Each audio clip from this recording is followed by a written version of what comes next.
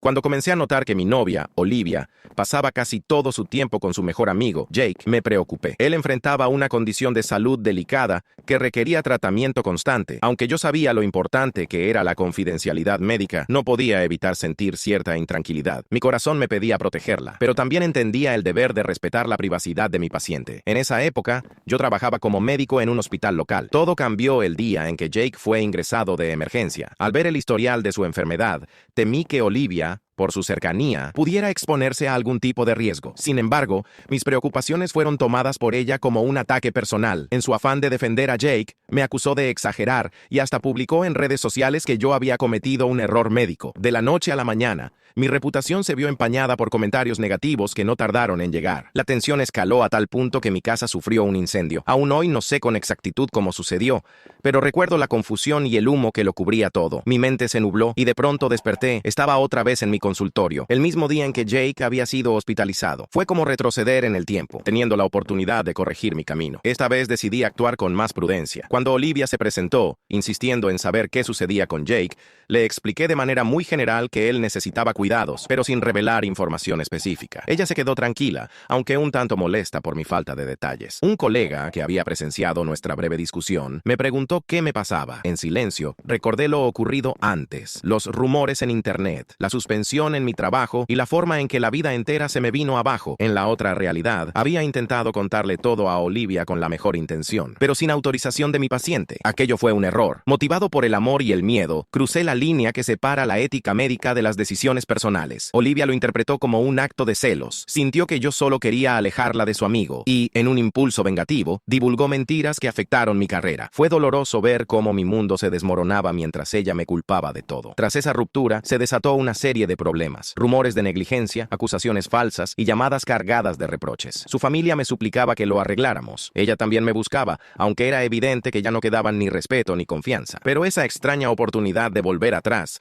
me hizo comprender que, por mucho que la amara, no podía sacrificar mi integridad ni mi profesión. Ya en la segunda oportunidad, mi prioridad fue mantener la calma y cumplir con mi deber. Evité revelar detalles privados y, en su lugar, le recomendé a Olivia que apoyara a Jake con los tratamientos, sin alarmarse demasiado. Asimismo, me mantuve firme en no permitir abusos ni chantajes. Cuando ella exigió más dinero para costear gastos que no me correspondían, tuve la serenidad de negarme y recordarle que su relación con Jake no me hacía responsable de sus cuentas médicas. Pese a mi postura, Olivia insistía en intentar manchar mi nombre. Llegó con Jake al hospital, ambos asegurando que yo maltrataba a los pacientes. Sin embargo, esta vez logré recopilar pruebas y grabaciones que demostraban la verdad. Con firmeza y sin caer en provocaciones, presenté la evidencia a mis superiores y a las autoridades pertinentes. A partir de ese momento supe que el temor y la culpa no volverían a gobernar mi vida. Me di cuenta de que había invertido mucho tiempo y esfuerzo en una relación llena de manipulación. Aunque guardara recuerdos buenos, también entendí que amar a alguien no implica permitir que arruinen tu carrera ni tu tranquilidad. Con el corazón un poco más libre, hice una llamada a la inmobiliaria. Deseaba vender mi antigua casa y comenzar de nuevo. No guardaba rencores. Simplemente me di cuenta de que no podía seguir atado a un pasado que casi me destruye. Al final, comprendí que la única forma de ayudar verdaderamente a los demás y de cuidarme a mí mismo era respetando los límites profesionales y emocionales que hacen posible una vida en paz. Había llegado el momento de dejar atrás las sombras de un pasado que ya no me pertenecía. Cada pared de aquella casa me recordaba las malas decisiones que tomé, los silencios que guardé y el desgaste emocional que me consumía. Alquilé una camioneta, empaqué lo imprescindible y me deshice de cualquier objeto que arrastrara recuerdos dolorosos. Sentía que, con cada caja que salía por la puerta, me liberaba de una carga invisible. Antes de partir, redacté un escueto correo de renuncia al hospital. Estimados directores, les agradezco la oportunidad de haber trabajado con ustedes, pero he decidido seguir otro camino. Mi renuncia será efectiva en 2 semanas. Atentamente, Grant. No dudé al presionar enviar. Era como arrancar de cuajo una espina que llevaba demasiado tiempo clavada. Finalmente, el día de entregar las llaves llegó. Me detuve en la entrada y observé la fachada, intentando que fuera la última vez que esos muros fríos dominaran mi memoria. Nunca fue un verdadero hogar, más bien una prisión levantada con el ladrillo de mis errores. Subí al coche, encendí el motor retrovisor y avancé sin mirar atrás. La ciudad, con sus rascacielos difusos y avenidas interminables, se fue empequeñeciendo en el espejo retrovisor. Manejar sin un rumbo fijo resultó liberador. Sentía que cada kilómetro recorrido me acercaba más a la persona que deseaba ser. Después de varias horas, decidí detenerme en un lugar desconocido. No era tan grande como para sentirme devorado por el bullicio, ni tan pequeño como para destacar a cada paso. Encontré un apartamento sencillo,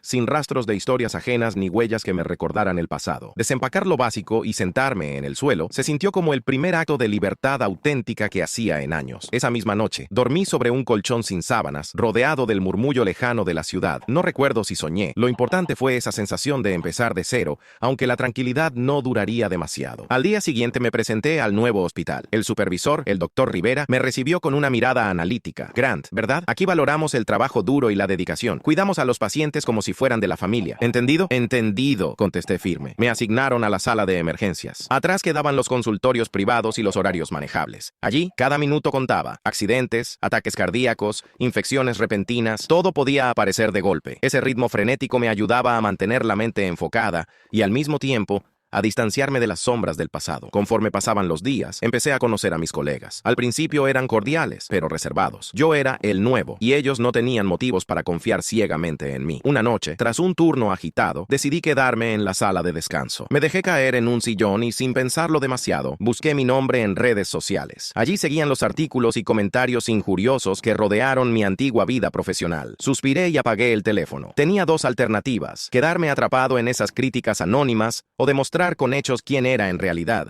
Las guardias siguientes avanzaron a toda velocidad. Pacientes iban y venían. Unos se marchaban con una sonrisa de alivio. Otros necesitaban atenciones de urgencia que los llevaban a cirugía. Sentí que, en cierta forma, encontraba un nuevo propósito. Sin embargo, al caer la noche, mi mente se llenaba de recuerdos. La voz de Olivia resonaba como un eco acusador. Las imágenes del incendio se repetían en mis pesadillas. Me despertaba sofocado, intentando reconocer que estaba a salvo en mi nuevo departamento. La falta de descanso empezó a pasarme factura. Una madrugada, mientras revisaba el historial clínico de un paciente, mis manos temblaron ligeramente. Elena, una de las enfermeras, me miró preocupada. ¿Estás bien?, susurró con cautela. Sí, respondí con prisa, aunque sabía que no estaba convenciendo a nadie. Poco después, el doctor Rivera me citó en su oficina. Te veo distraído, dijo con voz seria. No duermes bien y a veces pareces desconectado de lo que sucede alrededor. Aquí un segundo de demora puede costar muy caro. Tragué saliva. No tenía excusas válidas. Todos cargamos con algo, continuó. Pero si no enfrentas tu equipaje emocional, terminará consumiéndote. Tómate esta noche libre, descansa y vuelve mañana con la mente más clara. Salí de allí con un nudo en la garganta, consciente de que llevaba la razón. Esa noche, en lugar de aislarme en mi pequeño apartamento, caminé sin rumbo por la ciudad. Vi parejas riendo en las terrazas de los cafés, grupos de amigos conversando animados en las esquinas y familias enteras paseando a sus mascotas. Me preguntaba si alguna vez me sentiría así de libre, si tendría el coraje de reír con esa despreocupación genuina. Sin darme cuenta,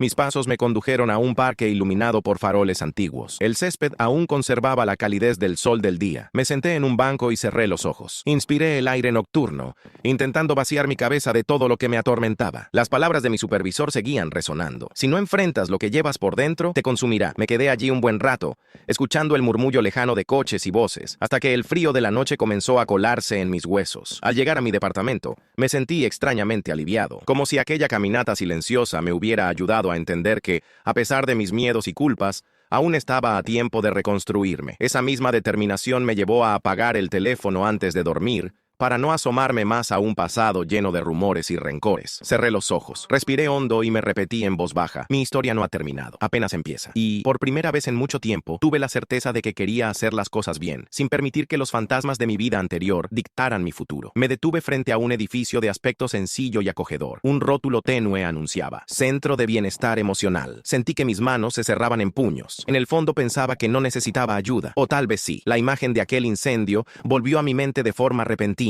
El calor abrasador, el humo irrespirable, el pánico. Tragué saliva y, antes de que mi orgullo me hiciera retroceder, empujé la puerta y entré. En el interior me recibió un ambiente cálido, con luz suave y colores claros. No recordaba a un hospital, más bien desprendía un aire humano, cercano. Avancé hasta el mostrador y saludé. Buenas noches, quisiera agendar una consulta. La recepcionista, una mujer de voz amable, me entregó un formulario. Puede llenarlo aquí o llevarlo consigo y traerlo cuando se sienta listo, explicó. Tomé asiento en la sala de espera y leí la primera pregunta: motivo de consulta. Me quedé inmóvil por unos segundos, sin saber por dónde empezar. Finalmente, escribí 2 palabras: insomnio y ansiedad. Al devolvérselo, ella revisó brevemente y me informó: mañana a las 6 de la tarde hay un espacio con la doctora Lucía Valdés. Asentí, salí del edificio antes de que mis dudas crecieran y regresé puntualmente al día siguiente. La doctora Lucía Valdés, de unos 50 años, me recibió con una sonrisa suave y una mirada tan serena que sentí que veía más allá de mi apariencia. Me invitó a sentarme donde me sintiera cómodo